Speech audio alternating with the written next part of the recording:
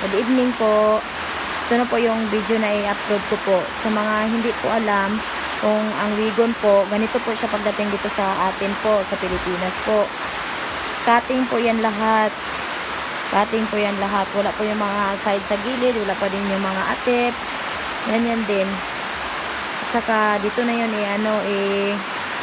pagdating dito, dili na nato na i-tacking o atong sumpayon, dili na sa tua. Nani ni siya guys, pag abot diri sa tua guys, o left hand ride pa guys. Ay right hand pa ni siya guys, sa Japan right hand. Wala pa na transfer guys. Nani ni siya ka-hassle guys, kini mga cute ka nagdagan raw diri nga sakyanan Wigon.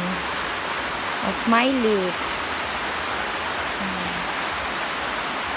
I-transfer pa ang manubila, i-transfer pa dira sa wala. Kay sa kakuuman ni sa Japan, transfer pa nato diri sa Pilipinas sa wala. So grabe ka guys no, grabe ka hassle ang mga trabaho. Pero carry lang gyapon guys, basta na ay mga may mga skills ang mga Pilipino, kaya ra kayo. So kini nga unit guys, dili na siya mo andar guys pagpalit dito sa yarda. So gikarga lang namo na siya padulong dire sa Kidapawan. Pagkatapos guys,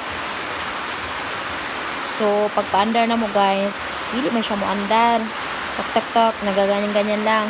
So kaman giabrihan ang guys, giabrihan ang head, gitanaw na mo ang oil kung nagapam ba siya guys. So wala man siya nagapam, mauna na gidrain na lang namong oil kay lapot na pagkay siya guys, kasi hugaw na to yung filter.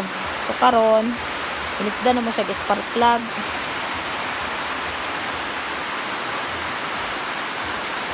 So paniido na to ni siya karon guys kung unsay resulta ni, kung moandar ba ni siya karon guys.